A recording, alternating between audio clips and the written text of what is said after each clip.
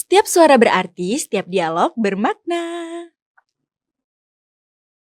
Halo semuanya, selamat datang di Ruang Dialog bersama saya, Aura Friliva. Dan hari ini kita kedatangan tamu yang sangat spesial nih. Ada Bapak Makron. Halo Bapak, selamat datang di Ruang Dialog. Halo, ya terima Halo. kasih atas undangannya. Iya, sama-sama Bapak. Bapak apa kabar Bapak? Alhamdulillah baik. Alhamdulillah baik. Sebelumnya minal aizin wal faizin ya Pak. Ya, Iya. taqabbalallahu minna wa minkum, taqabbal ya karim. Iya, sebelumnya aku mau tanya nih, awal mula Bapak menjadi dosen di FISIP UMJ itu dari kapan sih Pak, dan karena apa Bapak bisa menjadi dosen di FISIP UMJ ini? Ya, saya sebenarnya belum terlalu lama ya jadi dosen, baru jalan tahun kelima. Basis saya sebenarnya adalah seorang praktisi jurnalistik televisi. Jadi saya menghabiskan waktu eh, tahun ini adalah tahun ke-27 saya di televisi. Jadi udah 27 tahun di televisi di 4 stasiun televisi. Sebelumnya 8 tahunan itu ada di media cetak. Nah, jadi pas tahun kesekian saya sebagai jurnalis, sebagai praktisi televisi, kemudian saya merasa terpanggil untuk eh, berbagi ilmu begitu ya buat teman-teman adik-adik mahasiswa. Tahun 2020 saya baru mulai ngajar di UMJ pas mulainya pandemi COVID-19. Jadi saya mulai ngajar itu bulan Februari, baru 4 pertemuan, pas awal Maret, minggu pertama Maret, pertemuan keempat, pertemuan kelima sudah di lockdown. Jadi kami harus, saya waktu itu ngajar kakak-kakak kelas kalian itu secara online ya, secara daring. Itu Wah, kira-kira. berarti sudah lama ya Bapak ada di bidang broadcasting, dan kalau menjadi dosen baru 5 tahun ya Pak. Iya. Dan mungkin banyak nih teman-teman Ruang Dialog yang belum tahu Bapak tuh mengajar apa saja sih di FISIP UMJ Ilmu Komunikasi ini. Iya, saya mengajar khususnya kepada konsentrasi broadcasting ya, karena memang background saya adalah orang televisi. Tetapi juga ada beberapa mata kuliah pengantar ya, yang sudah saya ajarkan. Yang baru saja semester kemarin adalah komunikasi digital dan media baru, digital communication and new media. Itu kemudian sebelumnya pernah juga megang komunikasi politik. Kemudian yang sekarang berjalan di semester ini adalah eh, teknik produksi acara, news and komersial, kemudian teknik lobby dan negosiasi, kemudian industri media marketing. Kemudian juga yang saya ajar di broadcasting adalah announcer and anchor. Jadi sebagian besar adalah yang konsentrasi broadcasting. Juga saya membantu diminta di Fakultas Agama Islam untuk KPI. Saya mengajar 2 mata kuliah di situ, yaitu manajemen produksi media dan pasca produksi media. Wah, lumayan banyak ya Ya, Bapak yang Bapak ajarkan di FISIP UMJ ini. Kalau ilmu komunikasi itu kan sangat berhubungan dengan media ya Pak. betul. Dan di zaman sekarang itu media sosial yang paling banyak orang gunakan. Dan di media sosial itu dan di mungkin di TV-TV gitu ya Pak, banyak banget berita-berita hoax gitu ya Pak. Banyak banget beredar-beredar berita hoax. Sebenarnya hoax itu apa sih Pak? Ya, jadi hoax itu adalah eh, secara umum dikatakan sebagai berita palsu ya. Iya. Berita yang tidak benar begitu kira-kira, berita bohong gitu kira-kira. Dan di era media digital yang turunannya salah satunya adalah media sosial, hoax semakin merajalela karena memang disitulah tempat yang paling paling paling nyaman ya bagi tanda kutip bagi penyebar luasan berita hoax. Sehingga kalau kita ranking begitu, sumber atau kanal atau media yang paling banyak menyebarkan hoax ya media sosial saat ini. Dan kalau dikaitkan dengan televisi, berarti televisi kalau kita ambil ke yang konvensional ya, televisi konvensional, taruhlah stasiun TV misalnya seperti TV Muhammadiyah, itu adalah kategorinya media arus utama. Media arus utama tentu tidak bisa sembarangan karena di situ ada selain kelembagaannya sudah mengikuti mekanisme perundangan, jadi ada rejim perizinan namanya. Kami bersiaran itu menggunakan izin. Kalau sampai melanggar misalnya menyebar luaskan hoax misalnya, itu bukan saja soal legalitas yang akan dipermasalahkan, juga soal profesionalisme. Karena di media arus utama itu orang-orang yang terlibat di dalamnya, seperti juga teori komunikasi massa menyebutkan, cirinya teori komunikasi massa itu salah satunya adalah orang-orang yang bergelut di bidang media. Kalau katakanlah dalam formula komunikasi itu kan ada komunikator ya. Komunikatornya nih orang-orang yang profesional ya. Profesional, mereka memiliki kompetensi, memiliki keterampilan dan pengetahuan yang cukup, dan itu ada ujiannya. Dan mereka itu diverifikasi oleh lembaga-lembaga yang ditunjuk, yaitu kalau dalam hal ini kalau untuk pers jurnalistik secara umum termasuk TV itu ada di Dewan Pers. Kemudian kalau khusus penyiarannya ya, penyiarannya ada Komisi Penyiaran Indonesia. Jadi orang-orang yang terlibat di dalam media arus utama itu orang-orang yang sudah terverifikasi. Jadi memiliki keterampilan, bisa diuji ya, kemudian bersertifikat juga. Kayak saya ini sudah diuji memiliki kartu sertifikat jurnalis utama. Ya, jurnalis utama itu berarti sudah bisa menjadi pemret, menjadi direktur, menjadi pimpinan, minimal redaktur pelaksana kalau di media cetak, atau produser eksekutif paling rendah.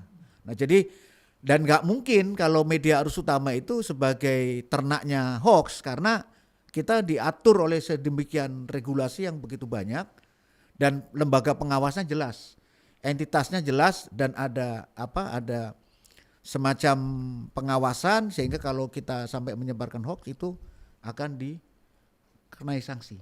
Nah, sedangkan media sosial kan individual dan partikelir ya. Mereka adalah orang-orang yang memproduksi konten yang bahkan bisa berjenis-jenis, ada yang anonymous ya, yang tidak dikenal, yang pakai nama samaran, bahkan ada akun-akun yang dihasilkan oleh robot. Ya, itu yang kemudian tidak bisa kita kemudian siapapun tidak bisa mengintervensi kecuali menggunakan alat teknologi yang disediakan oleh platform. Nah, jadi sekarang di tingkat pemerintah pun kadang-kadang menjadi korban hoax ya. Dibully pemerintah, dipersalahkan, bukan hanya dikritik ya. Kalau dikritik itu normal ya, harus di dalam dunia, di alam demokrasi kritik harus ya. Tetapi ini kan kadang-kadang fitnah ya, berita nggak benar seolah-olah benar. Nah, ini ada berjenis-jenis berita hoax. Nah, ini terutama kalau nanti mengacu kepada Gen Z ya, kalau saya digital imigran, pendatang. Kalau kalian ini penghuni asli ya, jadi native, digital native. Kalian ini digital native. Digital native ini orang-orang yang sejak lahir sudah ada media digital, dan kemudian kalian ini yang menguasai percaturan dunia digital saat ini. Jadi kalian ini termasuk ya pribuminya, kalau dalam sebuah komunitas itu pribuminya. Kalau saya ini orang pendatang. Oke, seperti yang Bapak bilang tadi kan berarti penyebaran hoax itu sekarang tuh sangat besar di media sosial ya Pak. Aku jadi penasaran nih, sebelum adanya media sosial, penyebaran hoax itu biasanya di mana Pak? Penyebaran hoax itu sebelum adanya media, dimediasi oleh media sosial itu melalui komunikasi dari mulut ke mulut. Nah, sejak zaman Rasulullah juga kan hoax ada ya. Jadi makanya disuruh tabayun, karena kalangan orang-orang munafik itu menyebarluaskan berita-berita yang bohong, kemudian kalau nggak ditabayuni, kalau sekarang itu konfirmasi, dicek and recheck, ya, dikonfirmasi, diverifikasi, maka itu kategorinya hoax. Jadi sejak zaman Bahala ya, zaman 15 abad lalu sudah beredar luas ya, terutama disebarkan oleh kaum munafik yang bahkan istri Nabi yaitu Ibunda Aisyah itu kena hoax ya waktu itu. Beliau difitnah. Kalau kita pelajari secara tarikh gitu ya, sejarahnya, istri Nabi pun jadi korban hoax. Diberitakan oleh orang-orang munafik bahwa istri Nabi itu selingkuh. ketika dalam sebuah peristiwa beliau ikut dalam rombongan Rasulullah, lalu salah satu perhiasannya itu jatuh, kemudian beliau dipandu oleh salah satu pengawal, kemudian kembali lagi pisah dari rombongan mencari liontin kalau nggak salah ya. Dan itu ketika masuk lagi kota Madinah, para orang-orang munafik yang menunggu di gerbang kota itu sudah menyebarkan berita bohong ya, bahwa ini kok istri Nabi kok bisa dikawal oleh orang yang bukan suaminya segala macam, sehingga sampai memengaruhi bagaimana Nabi pun jadi korban hoax saat itu. Nah, di zaman itu ya tentu mulut ke mulut ya, dari mulut ke mulut. Jadi istilahnya bisa seperti word of mouth ya. Jadi buah bibir. Nah, kalau sekarang media sosial itu kan punya ciri khas, dia difasilitasi oleh internet. Ada namanya eksponensial. Jadi seperti virus, viral sekarang ya. Jadi dari 1 jadi 2, 2 jadi 4, 4 jadi 8, 8 jadi berapa? Kali 2, 16 kali 2, 32, terus menyebar sampai jutaan, sampai mungkin miliaran. Jadi kalau berita hoax sekarang, berita bohong bisa lebih masif karena difasilitasi oleh media sosial yang sifatnya itu network, berjaringan. Jadi seperti apa, sarang laba-laba begitu ya, saling terkait, saling terkoneksi. Jadi penyebaran luasnya sangat masif sekali. Berarti sebelum adanya media sosial ini memang penyebaran hoax itu memang sudah ada ya Pak. Dari zaman Nabi Muhammad pun, dari zaman sebelum adanya media sosial itu memang penyebaran hoax itu memang sudah ada. Nah, aku sempat baca profil Bapak sekarang ada di TV UMJ ya Pak. Dan TV-mu. Oh, TV-mu. Oke, maaf ya Bapak. Dan Bapak juga memang tadi bilang sendiri kalau menjadi dosen baru 5 tahun dan aktif di bidang broadcasting itu sudah puluhan tahun ya Pak tadi. Nah, aku jadi agak penasaran tadi yang seperti Bapak bilang, kalau di TV itu biasanya mereka sebelum mentayangkan sesuatu, mentayangkan informasi, mereka mengkaji dulu ya Pak. Biasanya kalau di televisi itu bagaimana sih Pak mereka cara mengkaji dan memverifikasi berita itu sendiri sebelum mereka siarkan ke publik? Ya, jadi sangat perbedaan yang sangat jauh, yang sangat signifikan bagaimana mekanisme pengelolaan konten antara di media sosial dengan media arus utama, contohnya televisi. Kalau di media sosial ini kan apa yang dikenal dengan user generated content. Jadi konten yang dibuat oleh pengguna. Kemudian sekarang itu dengan era prosumer, produsen sekaligus konsumen, sekaligus distributor. Saya pribadi misalnya bisa pakai media sosial saya sendiri, nggak melibatkan orang lain, karena memang tanggung jawabnya di saya. Jadi saya sendiri yang bikin, saya sendiri yang syuting, saya sendiri yang edit, saya sendiri yang nyebarluaskan. Nah itu namanya user generated content. Jadi pengguna memproduksi atau membuat konten. Sedangkan kalau di media arus utama, di redaksi itu ada namanya media rutin. Jadi setiap konten itu dikelola ada mekanismenya. Ya, dari mulai produksi seperti ini. Kan produser sebelum ngundang saya kan sudah punya tor, ya kan. Nanti arahnya kemana pembicaraan, lalu diatur, durasinya diatur, kontennya berdasarkan pertanyaan kamu. Yeah. Saya kan nggak kemana-mana berdasarkan pertanyaan. Nah itu pertanyaan pun sudah kita susun. Jadi tidak mungkin ini kemudian yang aneh-aneh muncul. Kemudian nanti ada proses lagi editing. Sebelum diedit itu biasanya kalau redaksi, kalau saya misalnya di TV Muhammadiyah atau sebelumnya di Metro TV, saya juga di Raja Lui Televisi di redaksi, itu ada namanya rapat. Kalau di media televisi itu untuk produksi harian itu ada rapat 3 kali. Ya, rata-rata biasanya jam 9 pagi, jam 12 siang, sama jam 7 malam. Itu rutin, nggak boleh nggak. Dan rapat itu dibahas setiap item demi item. Kemudian juga landasannya adalah kode etik jurnalistik. Kalau di penyiaran ada namanya P3SPS. Disesuaikan ini melanggar apa enggak. Kalau misalnya ada sebuah keterangan atau ada informasi ini tahap pertama tidak boleh langsung dipercaya sebagai sebuah konten. Dia harus kita perlakukan, kita cek and recheck dulu, kita cross check. Ini misalnya berita ini tentang Pak Macron telah melakukan ini. Nggak bisa langsung diberitain. Jadi yang membuat berita harus tanya saya dulu, benar Pak, Bapak melakukan itu. Atau kepada pihak lain yang saksi minimal. Atau kalau dalam perkara sebuah kasus hukum biasanya adalah aparat yang penegak hukum yang ditanya. Berdasarkan keterangan penegak hukum yang sudah melakukan penyelidikan, baru itu dikatakan sebagai sebuah informasi yang mengandung kebenaran. Nah, jadi bedanya di situ. Kalau media arus utama itu ada mekanisme yang berjenjang. Ya, dari mulai pemeriksaan, cek and recheck, penyebutan narasumbernya nggak boleh salah. Nah, di situ jadi akurasi begitu dijaga, keakuratan, ketepatan ya, nggak boleh salah. Misalnya misalnya namanya ini dibelokin menjadi nama yang lain, itu nggak boleh. Itu melanggar ini, dan itu sangat risikonya sangat tinggi karena berita kalau tidak akurat itu derajatnya jadi rendah, kualitasnya jadi jatuh. Nah, sedangkan di media sosial kan siapapun ya kan bisa langsung posting. Kalau di media arus utama ntar dulu pintu pemeriksaannya begitu banyak ya, jadi diperiksa oleh reporter yang bikin, kemudian oleh editor atau produser kalau di TV. Kalau dicetak itu redaktur namanya. Jadi dari reporter laporannya diperiksa oleh produser atau redaktur nanti kalau ada gambar dicek lagi oleh editor. Kemudian itu secara rapat nanti dibahas. Setiap item berita itu dibahas. Nanti yang hadir di rapat itu misalnya level pemimpin redaksi atau saya sebagai Wapemret biasanya mewakili pemimpin redaksi untuk ngecek satu-satu. Karena nanti semua produk itu dipertanggungjawabkan kepada masyarakat. Dan itu semua ada ikatan dengan kode etik jurnalistik, ya, ada P3SPS. Jadi kalau saya misalnya ini berita kok sepihak, nggak boleh ditayangkan. Ada namanya konsep harus balance, berimbang. Kalau saya mengatakan si A adalah begini, maka saya harus memanggil si A atau mendatangi si A untuk ditanya, benar nggak Pak? Itu kalau dalam konsep Islam namanya tabayun. Jadi informasi itu harus diuji kebenarannya, nggak boleh sepihak langsung disebarluaskan. Nah, itulah yang membedakan mengapa kalau media sosial ini sebagai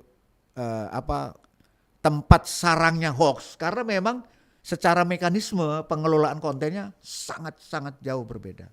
Gitu kira-kira. Jadi bisa dipastikan kalau di TV itu biasanya memang tidak ada hoax ya Pak, karena step by stepnya banyak sekali. Dan mereka juga recheck terus sebelum menyiarkan ke publik. Memang berarti penyebaran hoax ini ada terbesarnya itu di media sosial ya Pak. Betul. Dan hoax itu biasanya sangat cepat sekali ya Pak, sangat cepat sekali tersebarnya. Itu tuh kenapa sih Pak? Dan biasanya juga penyebaran hoax itu sulit sekali dicari kebenarannya, dilacak kebenarannya. Itu kenapa Pak biasanya? Ya, jadi hoax itu seperti yang saya pernah singgung tadi. Jadi karakter media sosial karena yang difasilitasi oleh internet itu sifatnya berjejaring, interkonektivitas. Internet kan bahasa dari interconnectivity network, interconnectivity network. Jadi saling terhubung yang berjaringan. Nah, jadi seperti sarang laba-laba tadi antara satu ujung ke ujung lain itu saling berkaitan. Nah, itu namanya begitu dia muncul di sini, kemudian diposting oleh orang lain kemudian reposting, ya kan? Atau kalau Twitter retweet, kemudian terus saja di-share lagi, kemudian menjadi viral. Seperti virus. Virus itu kan membelah diri, ya. Satu menjadi dua. Kayak waktu Covid. Asal mualnya di mana? Di Hubei, Cina. Hanya dialami oleh satu orang. Kemudian orang itu simptomatisnya udah muncul, sakitnya udah muncul, kemudian batuk atau bersin atau bicara, ludahnya muncrat, kemudian diserap oleh udara, ya, diserap udara muncul, nyebar akhirnya ke seluruh dunia. Itu sepertinya media sosial. Jadi seperti virus, dia saling terhubung dan berjejaring. Itulah yang menyebabkan kenapa kok namanya hoax, ya, apalagi yang sifatnya kontroversial, yang lagi viral, lagi rame, lagi menjadi buah bibir, itu cepat sekali. Orang nggak peduli bener apa enggak, yang penting rame. Nah, sekarang seperti bekas gubernur Jawa Barat, ya, itu siapa yang bisa membuktikan bahwa dia ini sebelum ada tes namanya DNA. Tapi masyarakat umum sudah menganggap bahwa bekas gubernur itu betul-betul memiliki anak, padahal kita nggak boleh. Nah, disitulah saya misalnya sebagai dosen komunikasi, ya, sekaligus praktisi media, meminta kepada teman-teman terutama Gen Z ini sekali lagi, kalian adalah digital native, penghuni asli pribumi digital yang terampil digital dan penguasanya saat ini. Kalian itu ada nggak Gen Z yang nggak megang handphone sekarang saya tanya? Kayaknya nggak ada ya Pak, Iya, hampir nah, semuanya. Itu harus memiliki yang namanya literasi digital, ya. Nah, bagus kalau anak-anak teman-teman yang mau belajar ilmu komunikasi dan di UMJ ini, di FISIP UMJ di Prodi Ilkom ada mata kuliahnya itu. Komunikasi digital dan media baru, sehingga saya sebagai dosen menyebarkan luaskan ilmu ini sekaligus mengadvokasi, memberikan literasi. Minimal begini ya. Kalau kalian menerima sebuah informasi yang bersumber dari media sosial, ada namanya teknik berpikir kritis. Ya. Jangan, kita harus critical thinking jadi orang, apalagi mahasiswa. Jangan kita ikut menyebarluaskan berita yang belum pasti kebenarannya. Tekniknya apa? Critical thinking tadi, teknik kritis, berpikir kritis. Yang pertama, kalau kalian menerima berita, maka jangan langsung jari kita lebih cepat bergerak dari otak kita. Berhenti dulu namanya, berhenti, stop. Lalu caranya mundur ke belakang, diemin dulu, berhenti di tangan kita, di gadget kita, jadi gadget ini, oke saya nerima ini, tek. Jangan langsung di ini. Tapi kita berhenti dulu mikir, ya, berpikir, kemudian mundur ke belakang satu step, langkah ke belakang. Kemudian apa? Melakukan verifikasi. Tanya, yang pertama, tanya kepada orang-orang yang ahli, orang-orang yang terkait, siapapun kenalan kita. Mungkin kalau kamu dosennya ditanya, ya, Pak ini tidak untuk disebarkan, tapi saya cuma minta pandangan Bapak. Menurut Bapak ini benar apa enggak? Nah, yang ketiga itu riset. Kalian harus riset. Kan sekarang alatnya banyak banget ya. Ada mesin pencari ya, mesin pencari. Dan sekarang dengan AI itu lebih canggih lagi ya. Walaupun AI ini juga masih 50-50 ya kebenarannya. Karena AI itu berdasarkan, dia kan mesin pembelajaran. Mesin pembelajaran, learning machine itu dia tergantung siapa yang input. Kalau inputnya salah, dia salah. Nah, jadi kita harus riset ke Google, ya Google Search ditanya. Kemudian coba ambil jurnal-jurnal yang terverifikasi, dilihat. Oh kalau nggak ada rujukannya, pasti ini. Atau mengecek kepada aplikasi hoax, ada tuh, ya. Ada ChatGPT pun meluncurkan namanya aplikasi cek fakta, ya ke liputan6.com, ke kompas.com, ya itu bisa dilakukan verifikasi, ya dicek di situ beritanya ada nggak di Kompas. Kalau nggak ada, wah ini pasti hoax. Nah, yang ketiga, yang keempat berarti baru kalian advokasi orang lain. Itulah kalau dalam literasi digital, cakap berdigital, ini ada saya bukunya, cakap digital, itu ada 10 kompetensi keterampilan digital. Yang terakhir adalah kolaborasi. Jadi kalau menerima berita sesuatu, ajak orang lain untuk tidak ikut terlibat. Tapi begitu kalian menerima berita, langsung disebar di WA group. Alasannya sih mau memverifikasi, tapi itu salah. Kalau sudah disebar di WA group kan anggota 100, 200, 150. Begitu kalian share, ini bener enggak ya? Itu sama dengan menyebarkan hoax. Kalau beritanya hoax. Karena sama orang lain nanti disebar lagi sama dia. Jadi virus. Seperti ini ya, seperti apa? Jejaring laba-laba tadi menyebar sini dari A ke B, B ke C, B, C ke D terus seterusnya. Sampai ke Z. Anda sudah menghapus. Ternyata ini enggak benar loh saya hapus. Kamu sudah menghapus, tapi yang disebarkan orang lain sudah lari kencang kemana-mana. Nah jadi pelajarannya adalah ketika menerima berita jangan seketika ditelan mentah. Tapi kita kritisi, kita cerna dulu ya. Ibarat kalau kita disodorin makan orang lain gak kita kenal. Kita kan pasti punya insting ya. Gunakanlah hati nurani. Kayaknya makanan ini kok aneh, orang ngasih makanan saya ini apa maksudnya? Belum lagi kita jangan-jangan ini makanan yang ada racunnya. Nah, jadi itulah kalau menerima berita supaya kita nggak terjebak kepada pola penyebaran hoax, maka kita harus mampu berpikir kritis. Tapi banyak sekali Pak di zaman sekarang yang mereka tuh mungkin nggak riset dulu, atau mungkin mereka malas riset, terus mereka mendapatkan berita itu langsung mereka sebarkan mungkin tadi ke WA group, ke sosial media lainnya. Aku sendiri bingung Pak, kenapa sih sebenarnya mereka menyebarkan itu? Tujuan mereka menyebarkan itu tuh untuk apa? Apakah mereka mendapatkan keuntungan sendiri? Gitu loh Pak. Atau ada motif lainnya yang membuat mereka menyebarkan hoax itu Pak? Ya tergantung motifnya, tergantung masing-masing orang ya. Tapi pada dasarnya orang begini, orang itu manusia itu butuh pengakuan diri. Salah satu ya, sifat manusia butuh pengakuan. Minta diakuin sebagai orang yang pertama. Minta diakui sebagai orang yang paling tahu semuanya. Minta diakui sebagai orang yang paling canggih, orang paling pinter. Itu kalau untuk motif pengakuan. Dan ini gak sadar. Makanya kadang-kadang dia gini, dia merasa minta diakui sebagai orang yang pertama tahu, disebar. Wah hebat tuh si A, dia tahu duluan loh, minta butuh itu. Kalau itu motif pribadi untuk diakui. Tapi ada juga motif politik atau motif ekonomi, bisa jadi. Kalau politik misalnya, oh dia kubunya si sana, kubu seberang. Dia menyebarkan berita ini karena ini konten ini menyangkut musuh dia, lawan dia. Cepat aja disebar, itu motif politik. Ada yang motif ekonomi, cari untung. Ya. Cari untung, cari follower baru misalnya, supaya dia ini segera dikenal orang, kemudian dia menyebarkan berita hoax untuk kepentingan motif ekonomi. Kalau dia followernya jadi drastis, ratusan ribu, jutaan, kan dia bisa menjadi endorser, bisa jadi influencer. Nah kadang-kadang gitu. Nah kita lihat misalnya kemarin, hoaxnya bekas gubernur Jawa Barat yang katanya punya pernah selingkuh. Saya sendiri udah ragu dari awal. Saya bukan membelain yang bersangkutan, bukan.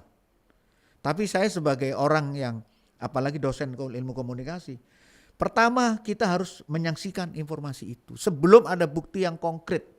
Kecuali kalau udah dirilis oleh pihak yang berwajib, ya betul, ini adalah anak hasil si ini. Matching antara DNA si yang bersangkutan dengan DNA anaknya ini matching. Baru kita bisa percaya, itu pun harus otoritas yang menjelaskan. Siapa otoritas? Ya aparat penegak hukum ya, yang memiliki tugas dan tanggung jawab di bidangnya. Kalau orang lain, apalagi artis lain memberitakan ini, saya udah ragu. Makanya kita harus hati-hati, dan untuk bisa literate ya, untuk bisa terliterasi dan punya kemampuan, punya keterampilan, punya pengetahuan, punya kompetensi segala macam, kuliahlah di Prodi Ilkom FISIP Universitas Muhammadiyah Jakarta. Akan kita pelajari semuanya, dan insya Allah orang-orang atau mahasiswa yang dari Ilkom ini tidak akan pernah menjadi pelaku hoax, kecuali dia didorong oleh kepentingan-kepentingan politik, ekonomi di belakang sana yang kita sendiri nggak tahu. Tapi kalau kepentingan pribadi, pasti kita insya Allah akan terliterasi dengan baik. Oke, tapi sebenarnya ada nggak sih Pak upaya dari pemerintah itu sendiri dan lembaga pendidikan dan mungkin platform digital ya Pak, media sosial, untuk menekan nih informasi dalam penyebaran hoax itu sendiri Pak? Kalau kita bicara sisi pemerintah, ya pemerintah sejauh ini memberikan regulasi secara secara perundang-undangan, belum sampai mengatur secara khusus media sosial ya. Baru ada kemudian yang dilahirkan melalui undang-undang ITE ya, informasi transaksi elektronik. Sebenarnya undang-undang ITE itu undang-undang yang salah tempat. Itu undang-undang ITE dulu diatur untuk mengantisipasi transaksi perbankan secara elektronik ya, m-banking lah ya, segala macam. Tapi kemudian dalam perjalanannya lebih banyak diterapkan untuk masalah media sosial ini karena memang masih ada kekosongan celah hukum. Nah, sedangkan dari sisi media arus utama yang ingin menegakkan nilai-nilai kebenaran, kemudian ingin juga menyajikan kepada masyarakat informasi yang berkualitas, dan itu melahirkan kemudian beberapa aplikasi yang cek fakta ya. Jadi bisa, misalnya media yang saya sebut tadi di awal itu sudah menyediakan cek fakta. Jadi kamu bisa kirim aja ke sana, kemudian akan diverifikasi, ya. Kemudian juga perusahaan platform. Platform itu semua perusahaan platform penyelenggara media sosial seperti Meta, ya. Kemudian Twitter itu punya namanya community policy atau community notes kalau di X atau Twitter. Jadi kalau ada konten-konten yang dirasa melanggar kebijakan mereka, melanggar etika, itu langsung di take down, ya. Dan orang yang bersangkutan bisa di ban ya, tidak boleh kemudian dia memiliki akun di media sosial tersebut. Saya kira ini tinggal kembali kepada individu masing-masing kita sebagai warga negara, dan saya yakin dan percaya orang-orang komunikasi terutama dari Prodi Ilkom, Ilmu Komunikasi, FISIP UMJ, insya Allah akan menjadi orang-orang yang terliterasi dengan baik dan tidak akan menjadi penyebar hoax sama sekali. Berarti balik lagi memang itu semua ke media sosial ya Pak, penyebaran hoax itu. Nah, seru banget pembahasan kita hari ini. Cuma mungkin kurang lebih mendalam ya Pak. Masih banyak sebenarnya yang ingin aku cari tahu lagi, yang ingin aku dengar dari Bapak. Cuma mungkin sampai sini aja Pak. Mungkin kita nanti bisa ngobrol lagi di lain kesempatan, atau mungkin di episode selanjutnya Bapak bisa main-main lagi ke ruang dialog ini. Bapak terima kasih ya Bapak sudah menyempatkan waktunya untuk main-main ke ruang dialog. Ya. Semoga bermanfaat ya. Iya, amin.